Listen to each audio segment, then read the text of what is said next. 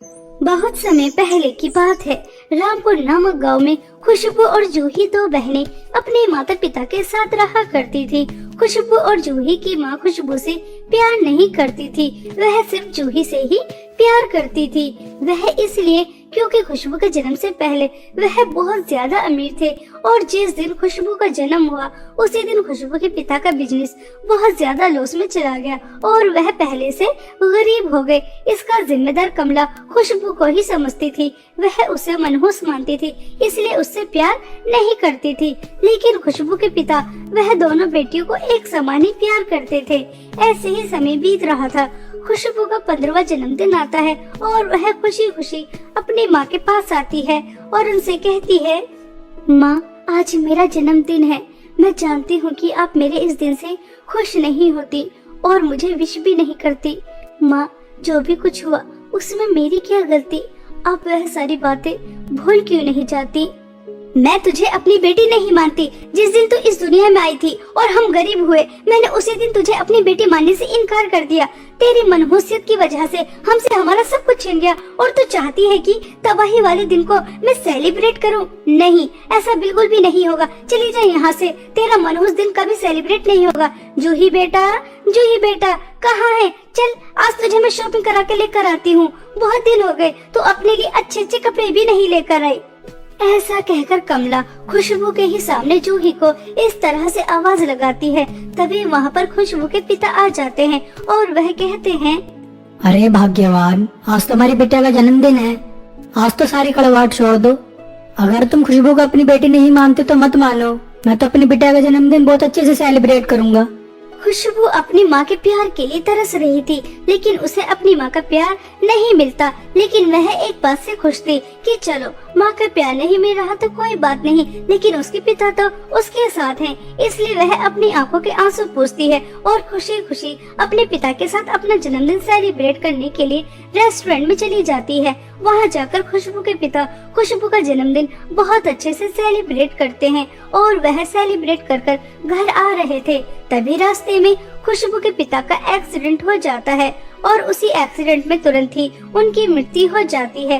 अपने पिता की मृत्यु के बाद खुशबू बहुत ज्यादा फूट फूट कर रोती है और जब इस बात की खबर कमला और जूही को लगती है तो वह भी दौड़ते हुए वहाँ पर आती हैं और कमला खुशबू की बहुत पिटाई करती है और उससे कहती है, मनहूस, भर गया तेरा पेट अपने पिता को खाकर। अगर अभी भी भूखी है तो मुझे भी खा ले, अपनी बहन को भी खा ले। तूने मेरा मुझसे सुहाग छीन लिया। अगर अपना जन्मदिन सेलिब्रेट नहीं करती तो मर तो नहीं जाती।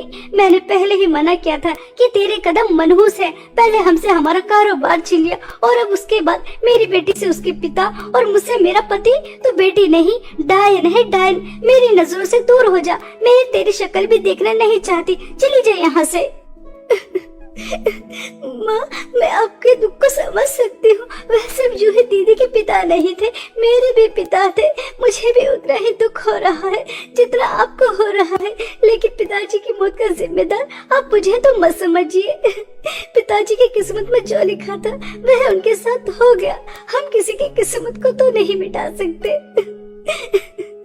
देखा मम्मी कैसे कह रही है कि पिताजी की किस्मत में मौत लिखी थी तो इसलिए उन्हें मौत आ गई। अब आप इस मनहूस को घर के अंदर मत आने देना, वरना पता नहीं अपनी मनहूसियत से आपको और मुझे और न खा ले। मुझे तो और जीना है, मैं इसकी मनहूसियत से मरना नहीं चाहती। हाँ बेटा, तू बिल्कुल सही कह रही है।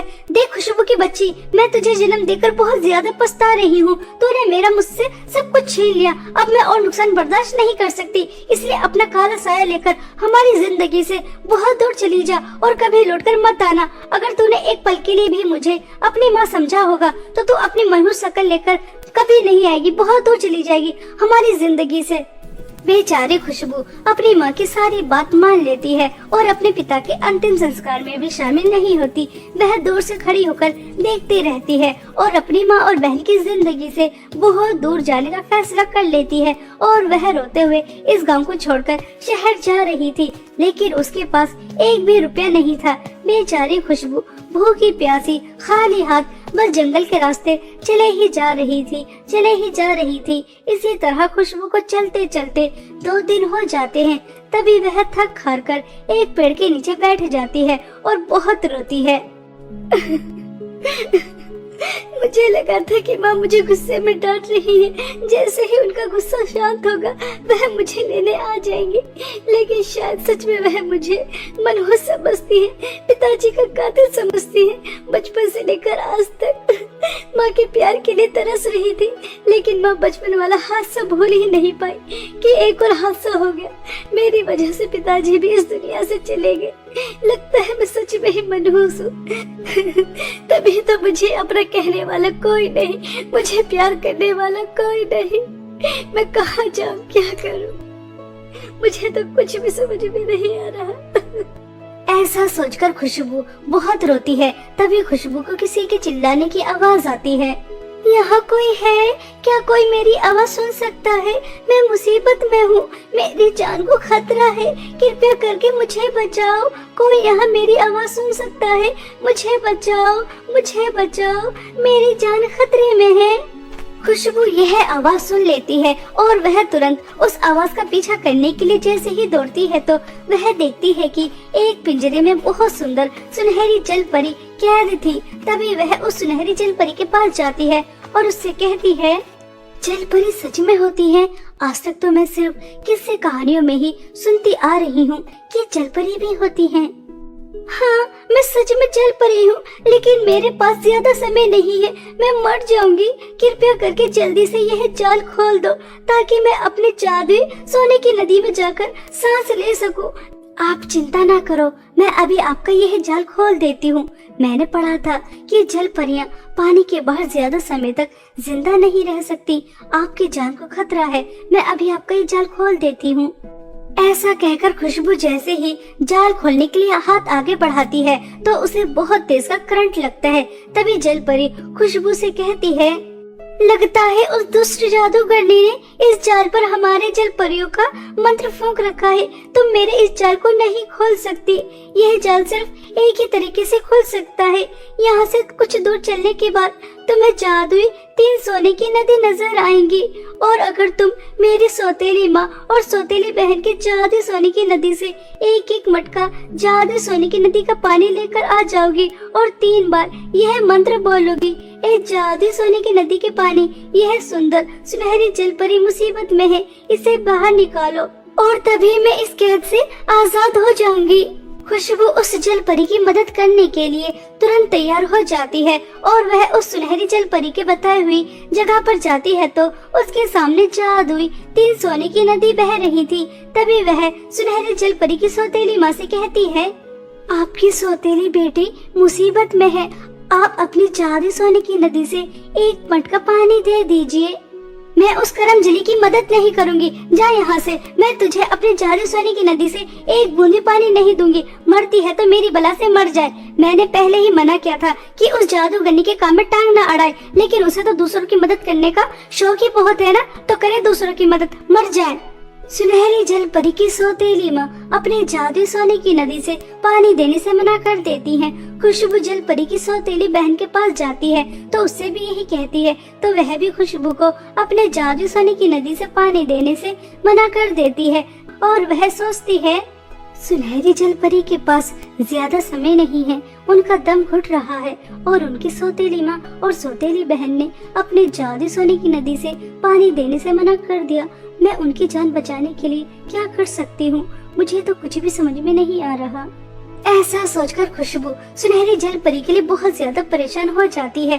तभी वह देखती है कि दोनों माँ बेटी तैयार होकर किसी पार्टी में जा रही हैं। तभी खुशबू इस मौके का फायदा उठाती है और उन दोनों के दूसरे नदी में जाते ही वह छुपकर एक मटका दोनों जादुई सोने की नदी से भरती है और भागते हुए सुनहरी जल परी के पास ले जाती है और वहाँ जाकर उस जाल के ऊपर वह पानी फेंक कर कहती है, जादुई सोने की नदी के पानी, यह सुंदर सुनहरी जल परी मुसीबत में है, जल्दी से इसकी जान बचा और इसे इस जाल से बाहर निकाल। खुशबू के 3 बार ऐसा कहने से वह जाल टूट जाता है और सुनहरी जल परी बाहर आ जाती है। तभी समय रहते खुशबू सुनहरी जल परी को उसकी जादुई सोने की नदी में छोड़ देती है। तभी वह खुशबू से कहती है, खुशबू, तुम बहुत अच्छी हो। कोई अपनों के लिए भी इतना नहीं करता जितना तुमने मेरे लिए किया। तुमने मेरी जान बचाकर मुझ पर बहुत बड़ा एहसान किया है, इसलिए मैं तुम्हें अपनी जादू सोने की नदी से बहुत सारी धन दौलत देती हूँ। इतनी धन दौलत कि कभी तुम्हें किसी चीज की कोई कमी नहीं होगी। जलपरी जी, मुझे धन दौलत नहीं चाहिए। मेरी माँ मुझसे प्यार नहीं करती और मेरी बहन भी मुझे मनहूस समझती हैं, इसलिए उन्होंने मुझे घर से बाहर निकाल दिया। मुझे मेरे पिता का कातिल भी समझती हैं। मेरे पास रहने के लिए कोई जगह नहीं है और प्यार करने वाला भी कोई नहीं है। आप मुझे बहुत अच्छी लगी। अगर आपकी अनुमति हो तो क्या मैं आपके साथ रह सकती हूँ? सुनहरी जल परी खुशबू को अपने जादू सोने की नदी में रहने की अनुमति दे देती है और अब खुशबू उसी के साथ रहने लगती है। ऐसे ही कुछ दिन बीत जाते हैं। खुशबू जादू सोने की नदी के अंदर रह रही थी, तभी वह सुनहरी जल परी के जादू गोले को देखती है तो उसके अंदर उसे अपना गांव नजर आता है। खुशबू खुशी खुशी अपना गांव देख रही थी और अपना घर देखकर वह खुश होती है। तभी वह देखती है कि उसकी माँ बिस्तर पर लेटी हुई है और वह बहुत ज्यादा बीमार है। उनके आसपास भी कोई नहीं है। यह देखकर खुशबू घबरा जाती है और वह जलपरी से कहती है, जलपरी, मैंने अभी अपनी माँ को आपके जादू गोले के अंदर देखा। वह बहुत ज्यादा बीमार है। मुझे मेरी माँ के पास जाना होगा। उनके आसपास भी कोई नहीं है। उन्हें मेरी जरूरत है। मैं आपके पास और नहीं रह सकती। खुशबू, तुम्हारी माँ ने कभी तुम्हें प्यार नहीं दिया, लेकिन फिर भी तुम अपनी माँ के बारे में इतना सोच रही हो। यह देखकर मुझे बहुत अच्छा लगा। तुम अपनी माँ के पास जा सकती हो और तुम्हारी माँ बीमार है, इसलिए तुम मेरे जादू सोने की नदी से पानी लेकर जाओ और उन्हें पिला देना। देखना, वह बिल्कुल ठीक हो जाएंगी। तुम्हारी माँ को कुछ नहीं होगा। खुशबू जल परी की जादू सोने की नदी से पानी लेकर जाती है और घर जाकर अपनी माँ से कहती है, माँ, आपको क्या हो गया और जूही कहाँ है? वह आपके पास क्यों नहीं? मुझे माफ कर दीजिए। आपको मेरी जरूरत थी और मैं आपके पास नहीं थी। खुशबू बेटा, हो सके तो मुझे माफ कर दे। मैंने हमेशा तुझसे बढ़कर जूही से प्यार किया। तुझे कभी कुछ नहीं समझा और जूही ने मेरे प्यार का मुझे यह सिला दिया। वह मुझे बीमार छोड़कर अपने दोस्तों के साथ बाहर घूमने चली गई और तूने जैसे ही मुझे बीमार देखा तो तुरंत मेरे पास आ गई। मुझे माफ कर दे मेरी हर गलती के लिए। बेटा, तुम मनहूस नहीं है। कोई भी मनहूस नहीं होता। मुझे समझ आ गया, जिसकी किस्मत में जो लिखा होता है वह होकर ही रहता है। किसी के आने से जाने से कुछ नहीं होता। मुझे मेरे किए पर बहुत पछतावा है। तुझे बचपन से लेकर आज तक कभी प्यार नहीं मिला, लेकिन अब मैं तुझे अपने आप से कभी अलग नहीं होने दूंगी। बहुत प्यार दूंगी मेरी बच्ची। मुझे छोड़कर कहीं मत जाना। कमला को अपने किए पर बहुत पछतावा होता है और खुशबू अपनी माँ को जादू सोने की नदी का पानी पिला देती है, जिसकी वजह से वह बिल्कुल ठीक हो जाती है। अब खुशबू को उसकी माँ का प्यार मिल जाता है, जिसके लिए वह बचपन से तरस रही थी। इसी तरह खुशबू अपने अच्छे स्वभाव से सुनहरी जल परी की जान भी बचा लेती है और जादू सोने की नदी के पानी से अपनी माँ की बीमारी भी ठीक कर देती है और उसकी माँ का प्यार भी उसे मिल जाता है और वह हंसी खुशी अपना जीवन अपनी माँ के साथ बिताती है। बहुत समय पहले की बात है। उदयपुर नामक गांव में आरोही अपनी नानी के साथ रहा करती थी। कुछ समय पहले ही आरोही के माता पिता की मृत्यु एक ट्रेन हादसे में हो जाती है। आरोही के पिता अपनी छोटी सी जमीन में सब्जियां उगाते थे और उन्हें बेचा करते थे।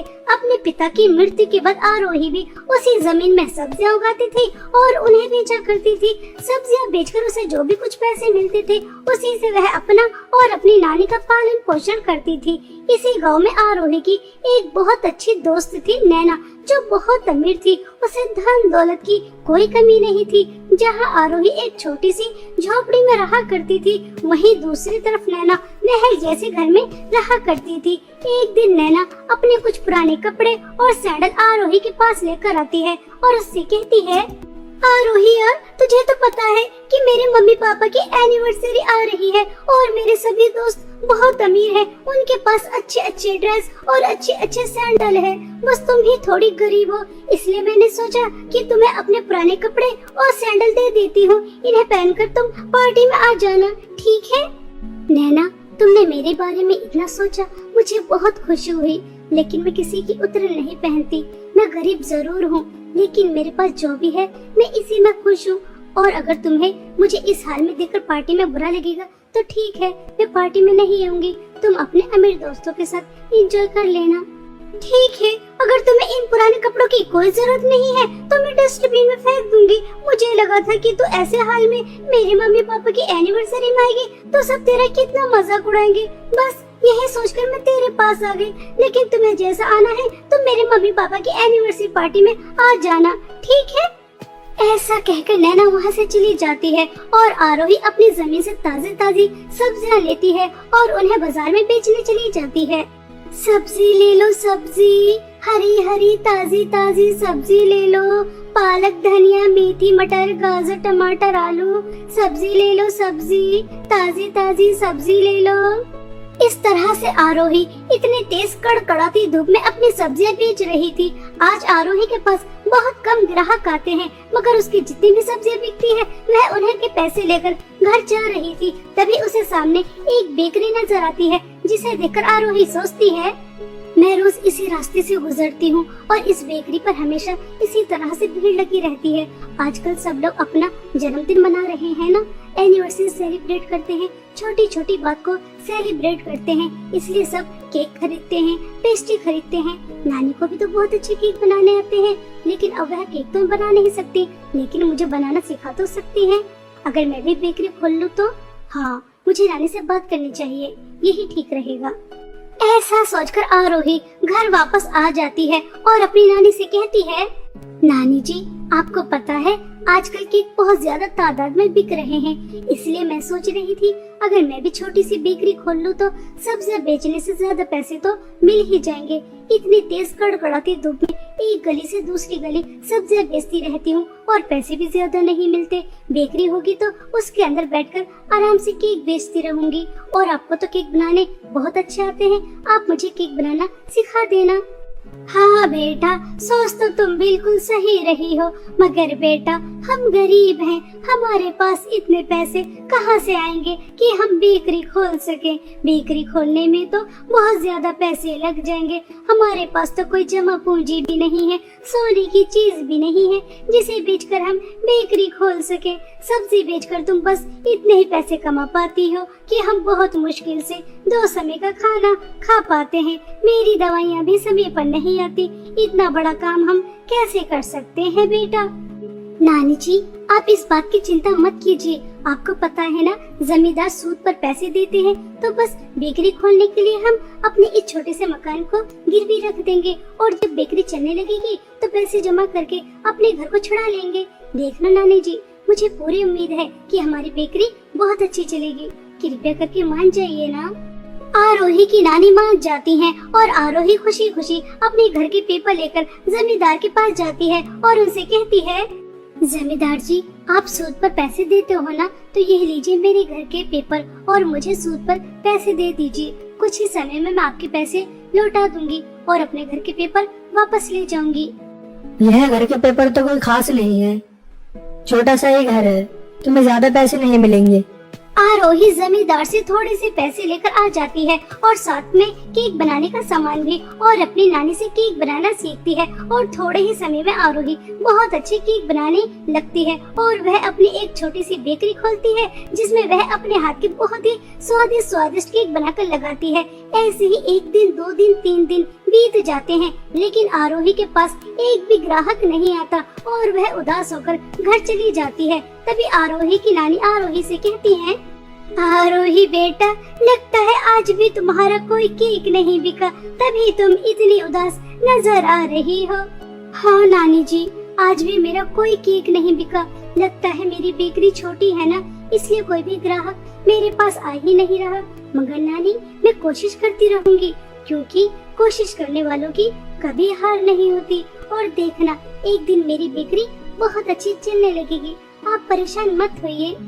ऐसा कहकर आरोही अपनी नानी और खुद को दिलासा देती है और अगले दिन दोबारा से अपनी बेकरी पर जाती है। तभी उसके पास उसकी दोस्त नैना आती है और उससे कहती है, अरे यार आरोही, यह तो तूने बहुत अच्छा किया जो तूने बेकरी खोल ली। आज मेरी मम्मी पापा की एनिवर्सरी है ना, तो मैं तेरी बेकरी से ही केक लेकर जाऊंगी। 5 अलग अलग वैरायटी के केक पैक कर दे, 2 वनीला, 2 स्ट्रॉबेरी और 1 चॉकलेट। हाँ, और तू भी समय पर आ जाना, ठीक है?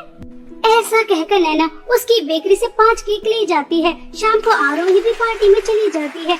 आरोही की बेकरी के केक सभी को बहुत ज्यादा पसंद आते हैं। सब केक की बहुत तारीफ करते हैं और नैना से बेकरी का पता पूछते हैं, तो नैना सबको बताती है कि यह उसकी दोस्त आरोही की बेकरी है। और अगले दिन से आरोही की बेकरी पर लाइन लगना शुरू हो जाती है, क्योंकि उसके हाथ से बने केक बहुत ही ज्यादा टेस्टी थे।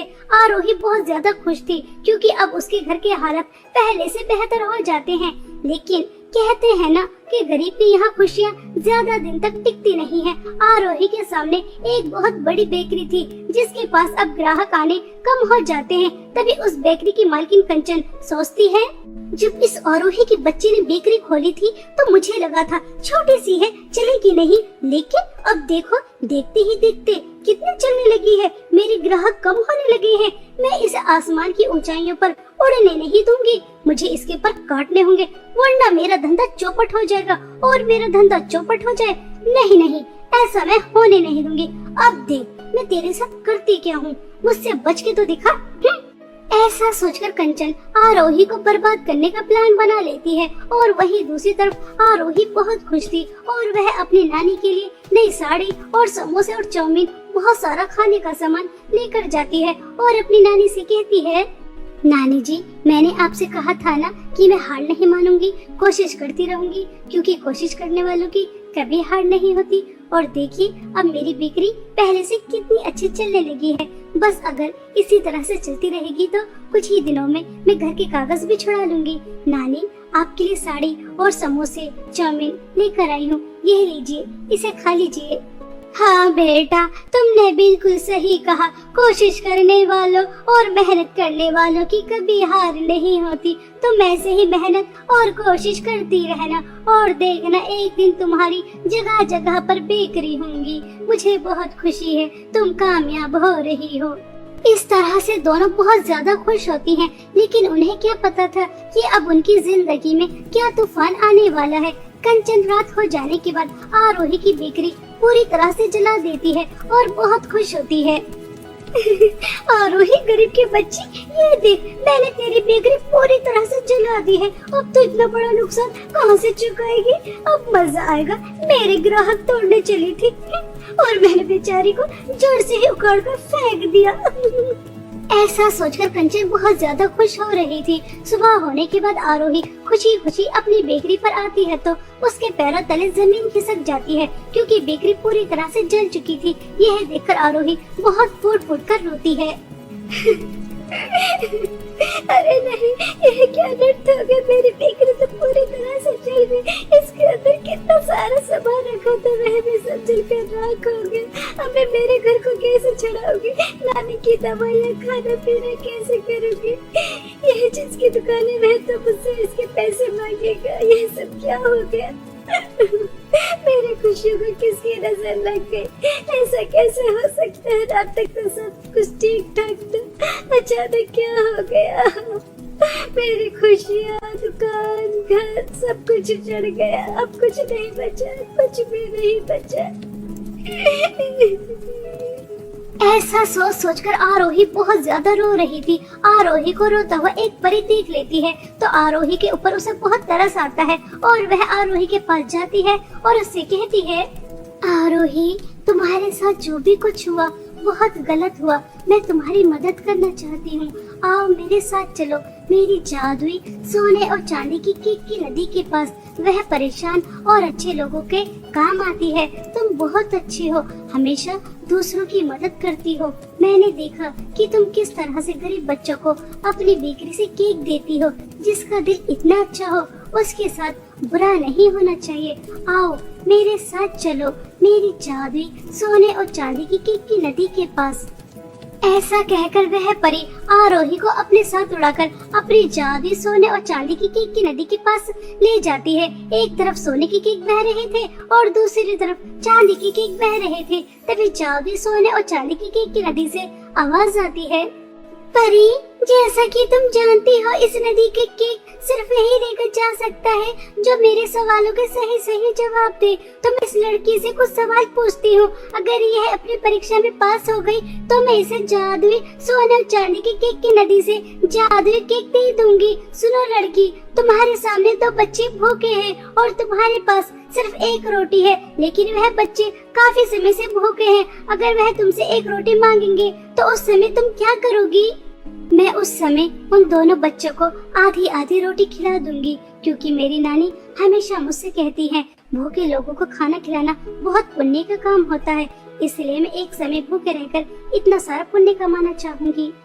आरोही, तुम बहुत अच्छी हो, अपनी परीक्षा में पास हो चुकी हो, वरना आज के टाइम में कोई भी दूसरों के बारे में नहीं सोचता। अब तुम जादुई सोने और चांदी के केक की नदी से एक सोने का केक और एक चांदी का केक लेकर जा सकती हो। जादुई सोने के केक से तुम्हें बहुत सारी धन दौलत मिलेगी और जादुई चांदी के केक से तुम्हें हमेशा केक मिलते रहेंगे, जिसकी मदद से तुम्हें अब कोई भी कमी नहीं होगी।